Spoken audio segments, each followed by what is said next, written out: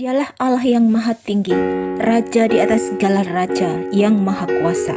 Kalau Allah yang maha kuasa, Raja di atas segala raja, telah menyertai Sadrak, Mesak, dan Abednego pada zamannya, demikian juga Dia akan menyertai, menolong kita pada masa sekarang ini, sampai Tuhan Yesus datang pada kali yang kedua, bahkan sampai selama-lamanya. Setiap kita, pribadi lepas pribadi, pasti kita mengalami masalah, persoalan dalam kehidupan kita. Ya, kita semua manusia sudah jatuh ke dalam dosa, dan dosa itu telah menjauhkan kita, memisahkan kita dari Allah yang maha kuasa, sehingga masalah demi masalah harus kita hadapi di dalam kehidupan kita. Demikian juga ketika kita telah kembali kepada Allah dan kita terhubung dengan Tuhan Allah kita masih mengalami yang namanya masalah. Hanya yang membedakan adalah bahwa ketika kita mengalami masalah, yaitu pada waktu kita kembali kepada Allah dan terhubung dengan Allah, kita mengetahui dengan pasti bahwa kita tidak sendirian, karena ada Tuhan Allah yang menyertai kita. Allah bersama dengan kita di tengah-tengah masalah kesukaran yang harus kita alami. Dan hal ini adalah lebih baik daripada kita harus menghindari masalah, tetapi Tuhan Allah tidak ada bersama dengan kita. Sebelum Tuhan Yesus ditangkap untuk disalibkan, Tuhan Yesus berkata kepada murid-muridnya, "Malam ini kamu semua akan tergoncang imanmu karena aku, sebab ada tertulis, aku akan membunuh gembala dan kawanan domba itu akan tercerai-berai." Tetapi Petrus menjawab katanya, "Biarpun mereka semua tergoncang imannya karena engkau, aku sekali-kali tidak."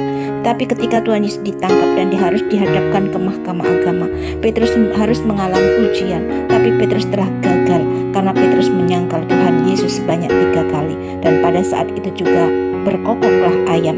Maka teringatlah Petrus akan apa yang dikatakan Yesus kepadanya, "Sebelum ayam berkokok, engkau telah menyangkal aku 3 kali." Lalu Petrus pergi keluar dan menangis dengan sedihnya. Tapi Petrus dia diampuni dan dipulihkan hidupnya. Tuhan Allah kita tidak pernah menolak umatnya yang datang kepadanya dengan kelemahan dan hancur hati. Firman Tuhan, korban sembelihan kepada Allah ialah jiwa yang hancur, hati yang remuk, redam, dan penuh penyesalan tidak akan kau pandang hina, ya Allah. Tuhan tahu Petrus gagal dalam ujian imannya, tetapi Tuhan tidak pernah menolak ataupun membuang Petrus. Tetapi dengan kasih sayang Allah yang sangat besar, Tuhan hendak memperbaiki bejana Petrus yang telah rusak oleh nyala api ujian dan dibentuk kembali menjadi bejana yang sesuai dengan kehendak Allah.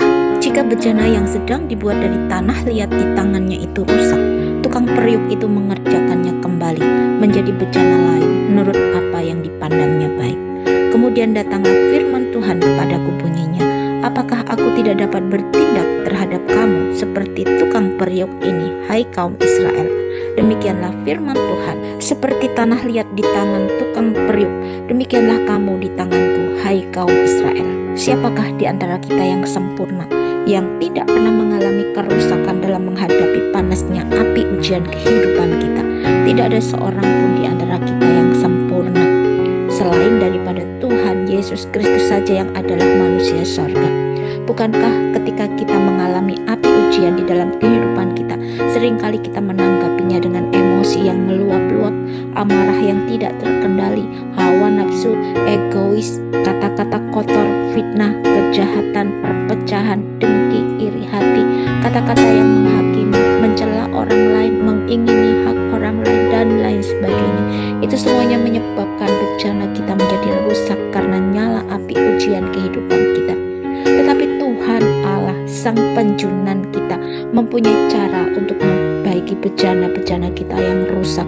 Allah tidak pernah membuang kita, tetapi dengan kasih sayang Allah yang sangat besar, Dia memperbaiki, memulihkan kita. Darah Yesus Kristus yang sudah tercurah di atas kayu salib telah menyucikan, mengampuni kita dari segala kejahatan kita apabila kita mau datang kepadanya dengan hancur hati dan dengan pertobatan. Menurut hukum Taurat, segala sesuatu disucikan dengan darah, dan tanpa penumpahan darah tidak ada pengampunan.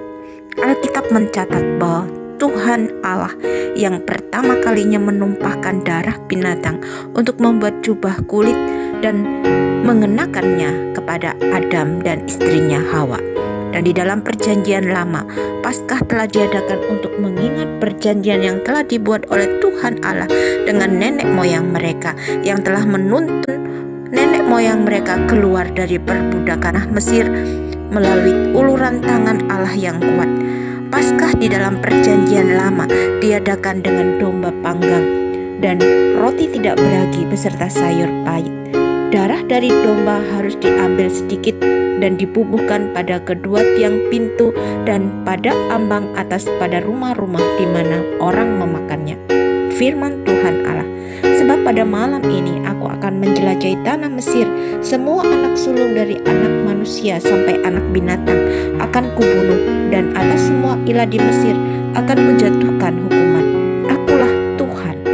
Darah itu menjadi tanda bagimu pada rumah tempat kamu tinggal.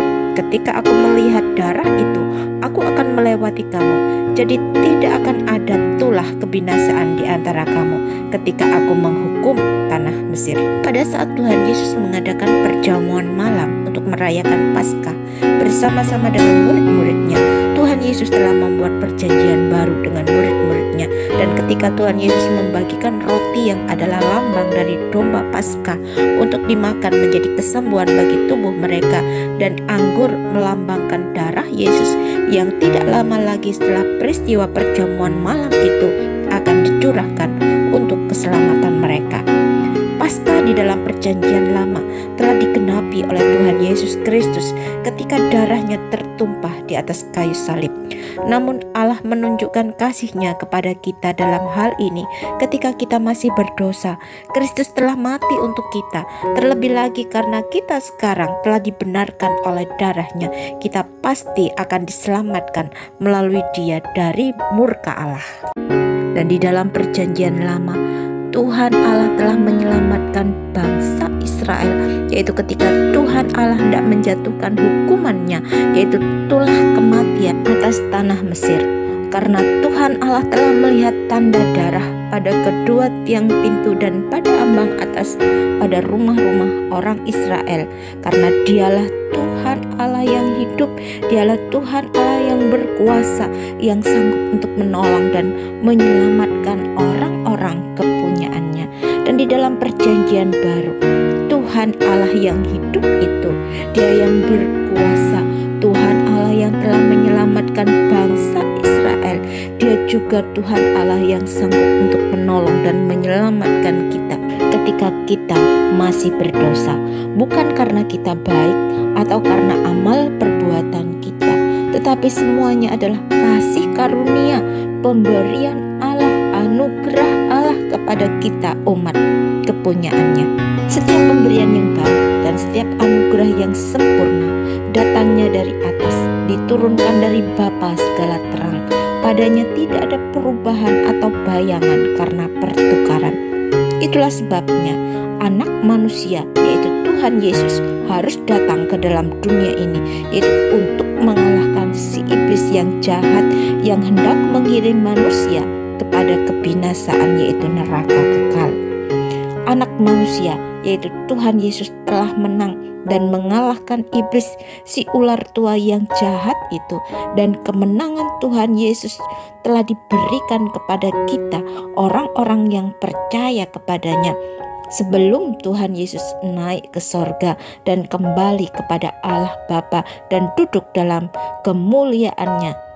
Tuhan Yesus telah memberikan kepada kita hak dan kuasa dalam namanya, yaitu nama Yesus, nama yang berkuasa untuk melawan si iblis.